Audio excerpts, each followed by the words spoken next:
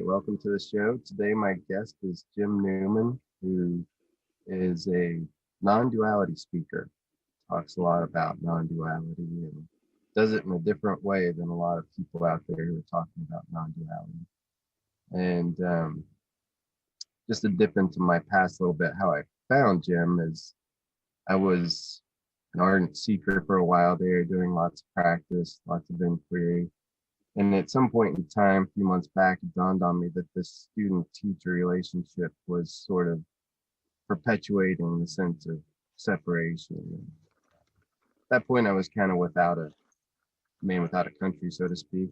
And I had an interview with Anna Brown, who had been through something similar, and she mentioned Tony Parsons and Jim Newman as being really good people to listen to. So I checked out Tony, and I didn't quite click with Tony, but then I saw your videos, and for one reason or another, just resonated so deeply that I watched every single video you've got out there, and I'm rewatching a lot of at this point. And no idea, it's just one of those things that's out of my control. But I've been having glimpses of what's being pointed to in the talks, I guess, and it's been really, really cool. And I think that message you deliver is so unique in a way. And I thought maybe a good way to start this would be for you to do an introduction, because I know you've done hundreds of introductions and I've seen a lot of them, and no two are alike. They're all different, even though the message is the same. But hearing it put different ways over and over again just seems to really resonate with me and bring up this, yes, thank you. A lot of gratitude for this message. Yeah, I get that.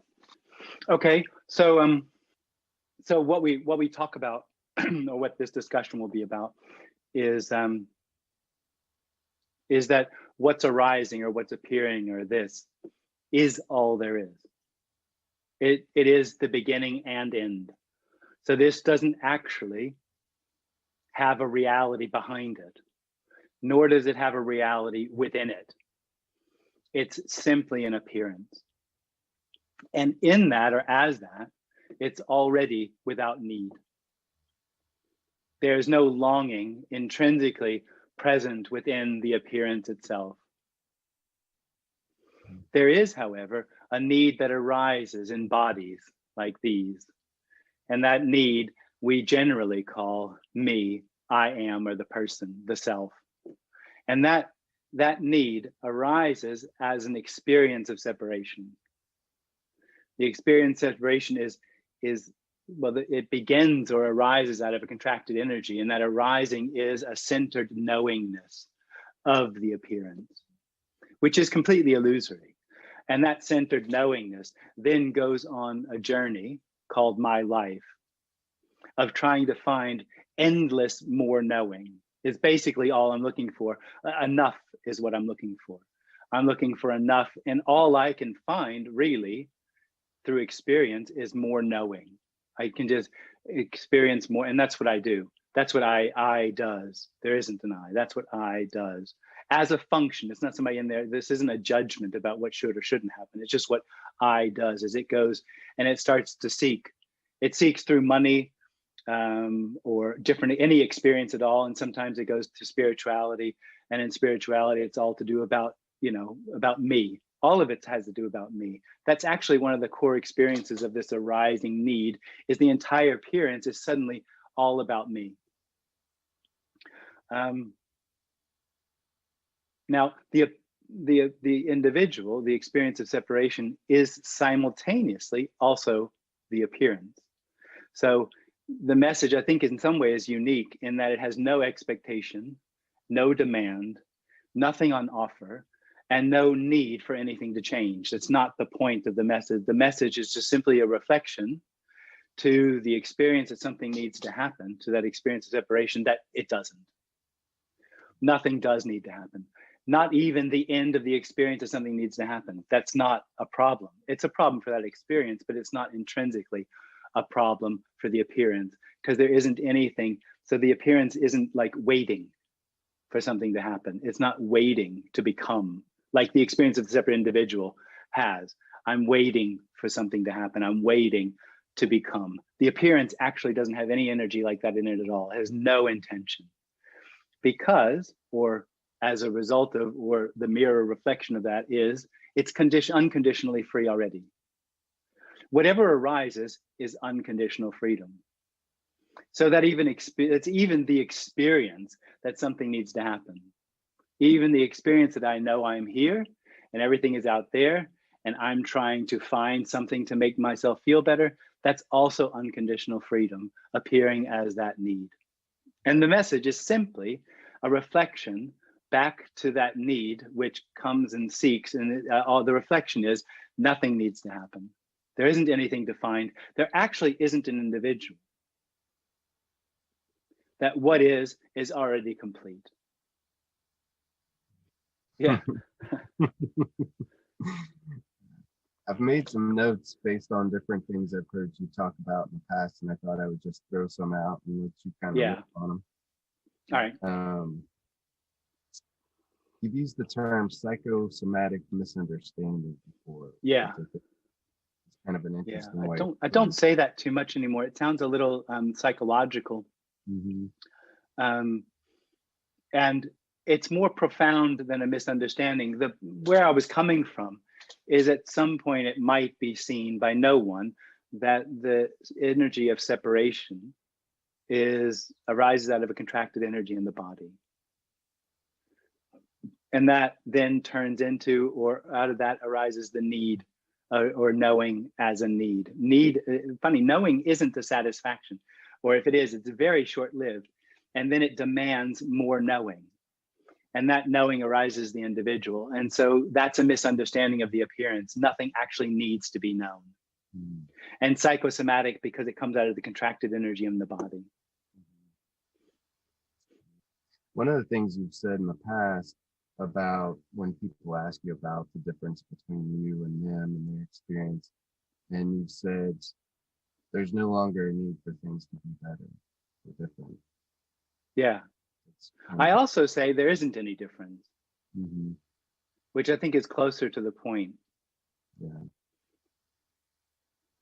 Also talked about a readiness. Some people seem to have a readiness to resonate with the message, which isn't something we have any control over. But I wonder if the people you've heard from have had this sort of maybe exhausted seeker syndrome, where they've been at this for a long time and become disillusioned, and then all of a sudden this message resonates.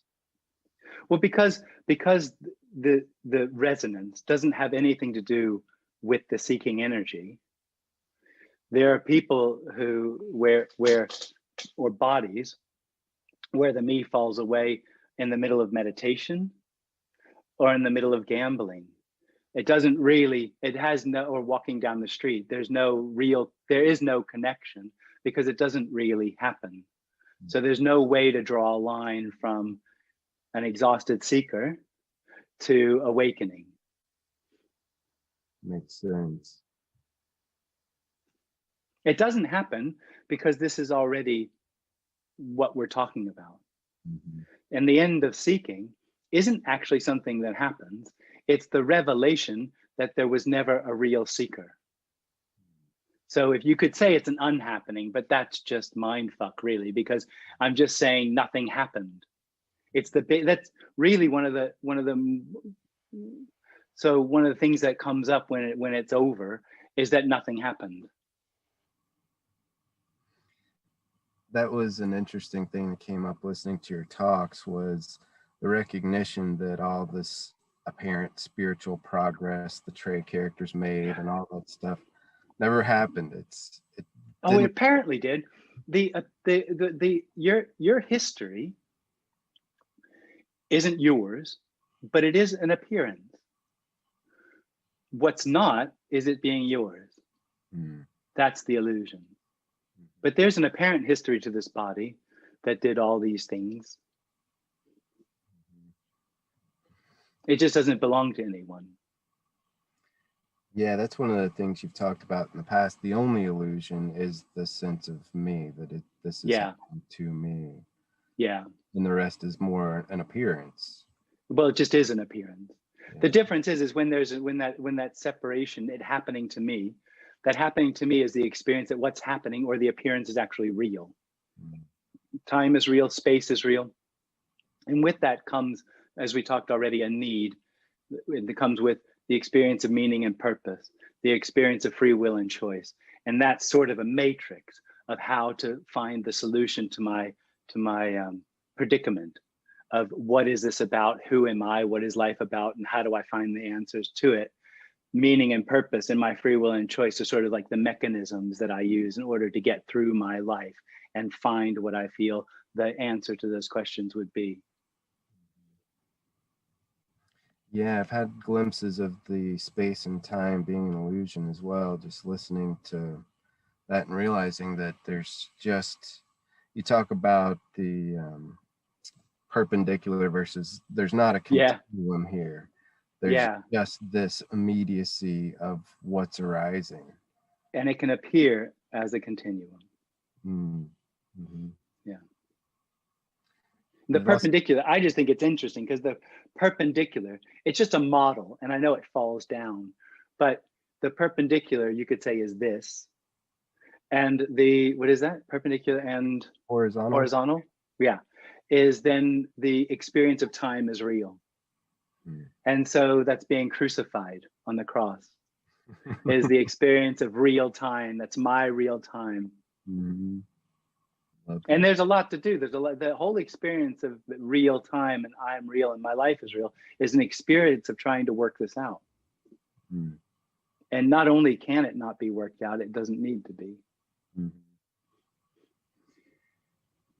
It's funny, I was listening to one of your recent talks and this woman was asking some questions and really wanting to know what she can do, and you telling her there's no you to do it.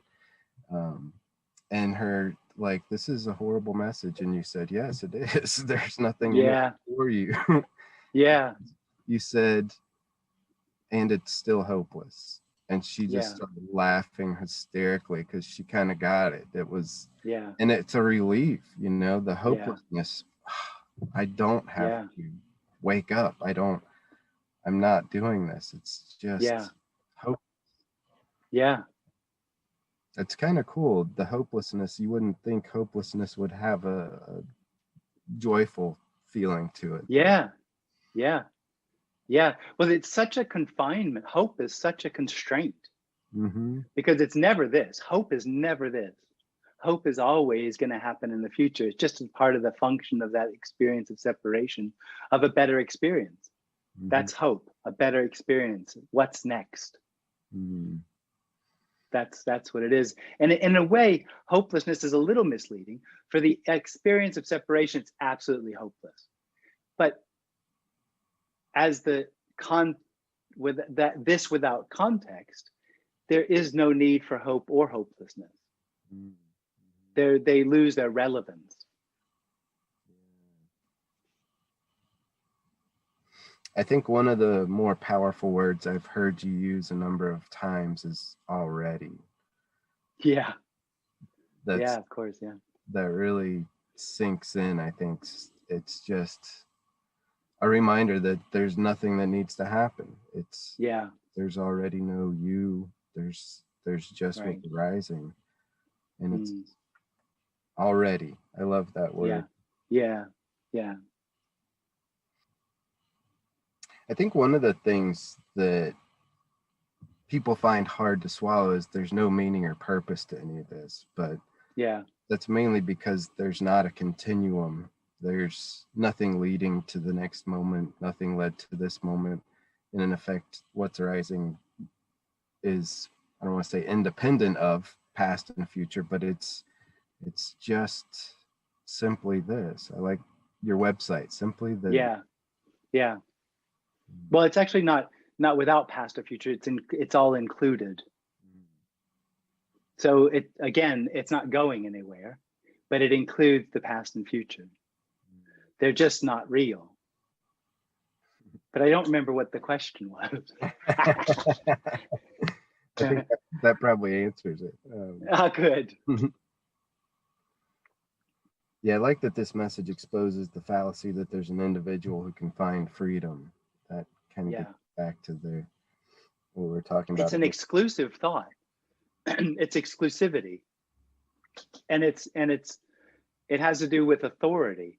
I've done it and you haven't. I can find it and you can't. If you do it right, you'll find what I've found and I can tell you about it. And then you'll be where I am, which is better than where you are. So freedom or unconditional love is exclusive then to those who have the ability, the knowing, or the experience, or whatever it is that's required to become what's expected, whatever is being whatever's on offer. Mm-hmm.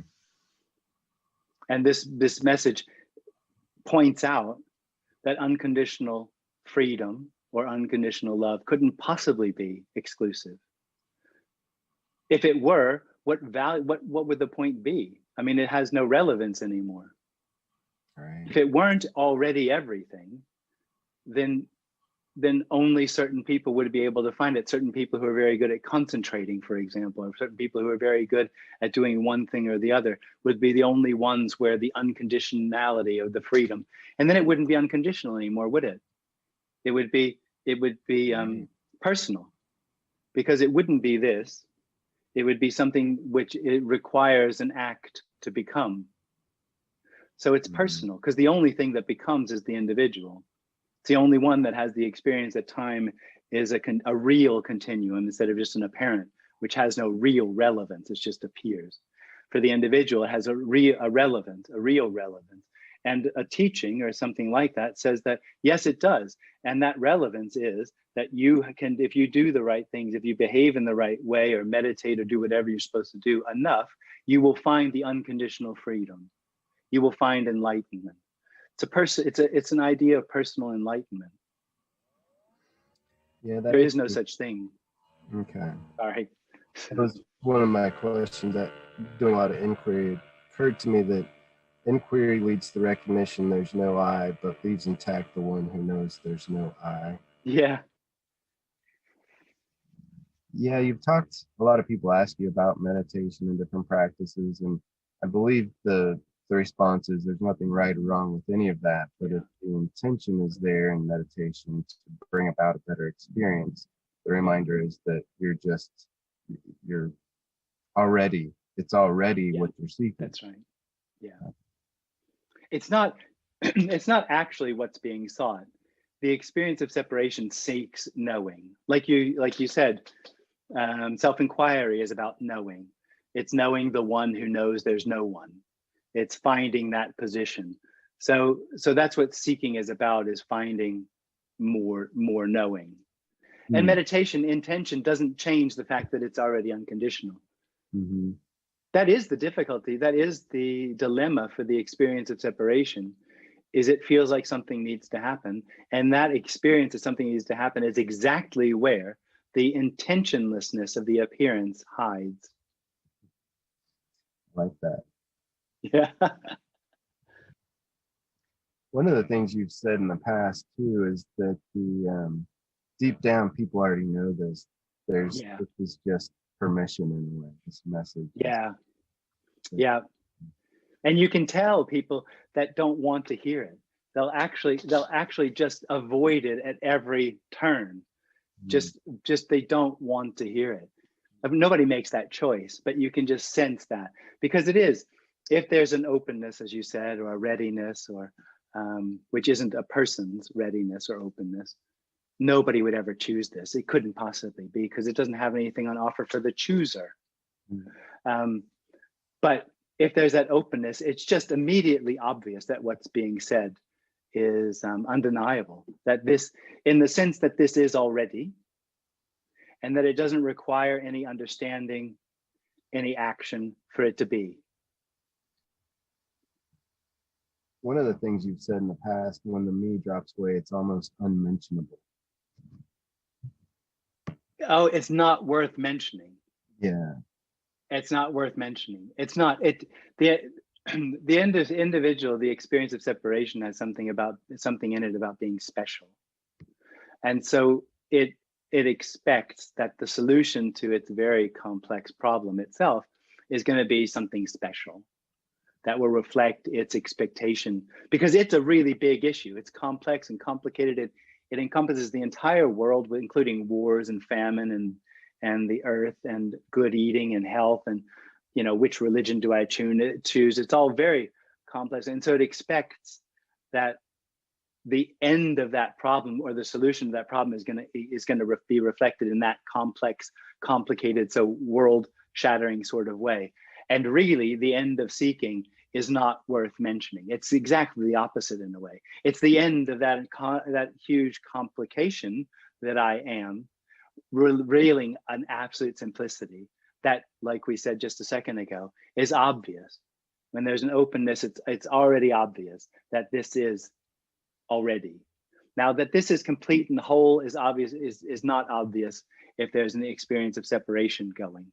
But it doesn't take much to see that that's a possibility, that this is complete and whole without anything needing to happen. Mm-hmm. Yeah, one of the analogies you've touched on in the past is the tree of knowledge, the Garden of Eden story. Yeah. How that gets you kicked out of paradise. It seems relevant. One of those old folklores that really, in a way, points to what I think you're talking about. Knowing. Oh, totally. Mm-hmm. Totally, knowing. Well, that's what the story is that, Eve eats from the tree of knowledge, a fruit, and then suddenly knowing arises. Tree of knowledge, now they know. And they are kicked out of paradise, and they have to put on clothes to hide their shame. That's just a reflection of knowing. Knowing is the experience of self-awareness, which with self-awareness comes the experience of good and bad and right and wrong and shame. And that is simply an illusion. No one is ever kicked out. This is already it. So no one ever gets kicked out of paradise. There is the experience, though, of being kicked out of paradise. Loss, something needing to happen. One of the things you point out a lot is that you can't get closer to or further away from what is already. No matter what the apparent individual does, whatever practices it does to get closer, they're not getting further away. It's just. Well, it's already all inclusive. And it's sort of what we were talking about before. It's not worth mentioning. So when the experience of separation falls away or stops, it doesn't actually fall away, it stops happening. It's revealed there wasn't anywhere to go. So nothing happened. So it's not worth mentioning. There's nothing to say about it. No one did anything. There's no authority here to tell anybody anything about anything, because there's nothing to say. There's nowhere to go. There's nothing to find. It's the end of seeking, not the finding of a solution. Yeah, and I have a lot of gratitude for all the questioners, because without them, the message, there's no need for it. Yeah. There's already no need, actually. Yeah. Yeah, one of the things you sometimes say is, show me something else. Show me. I know. That's just a mind fuck, I'm just playing a little bit of a game, because it's sort of a mental thing. But people are so addicted to the experience that something really happened that mattered, and it affects this now, and it's separate, and it will turn into something in the future, and I'm the one that has to do all of that.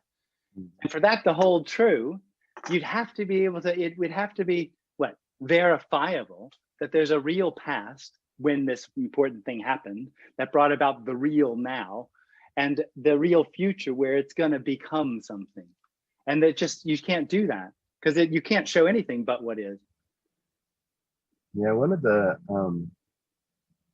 things you like to describe what is utter chaos. This is anarchy. This is it doesn't have to be what it is. It's and the mind, I guess, puts it in order, puts it in a context, puts it in a framework, right? So it can function. But the idea that there's a me in there is the illusion. But the rest of it's just kind of apparently arising for no apparent. Well, what's being pointed to there is that nothing is actually fixed or knowable. It's only in the experience of separation that the appearance seems fixed and knowable. which chaos, anarchy, those words are very threatening to the individual because it threatens exactly that experience that what is knowable. And so the individual wants a plannable, knowable, regulated life that it can, that it can feel safe in. And pointing out the chaotic or the anarchic nature of the appearance already undermines or points out that that is actually illusory. And what happens, that is exactly what's being lost. So the fear of the chaos is actually behind that is a longing for the need, no longer a need to overcome the chaos that is everything already. This, I just don't know how to say that this doesn't have a real context, a real fixed reality. And yeah, all that's being pointed to is that it's not really chaos, but it is so unfixed, so unsubstantial, so ungraspable. That's what I'm pointing to with it being chaos. And it's chaos and order at the same time. What's being pointed to is that there isn't anything behind this. For the experience of the individual, there's an understanding which seems to be behind, or a knowing which seems behind it, or a plan, or control, or a feeling of free will and choice, or meaning and purpose, or my belief system. They all seem to be within or behind the appearance, giving it the experience of solidity, making it seem like it's real in relation to me. And that is completely illusory. There isn't actually anything inside it or behind it. The appearance is all of it. There isn't anything hidden that needs to be found or understood, which the experience of separation says there is. It's already all this. That's it. Period. Stop. Full stop. And in that, it doesn't have a continuum to be real in. Chaos, anarchy. And I like anarchy because I was an anarchist. That's very dear to my, that's part of what I would call my character, is very much of an anarchist. Punk rock. Very true. Could it be said that everything that arises is just an energetic exchange, or is that just energetic exchange? Exchange? Mm-hmm. All right, maybe. Not important. No, that's all right. I'm not sure what you mean by exchange. Sounds like something's really happening when you say exchange, or that the energy becomes this. And those two things don't actually, that I wouldn't say those things. They don't seem to be the way that it seems here.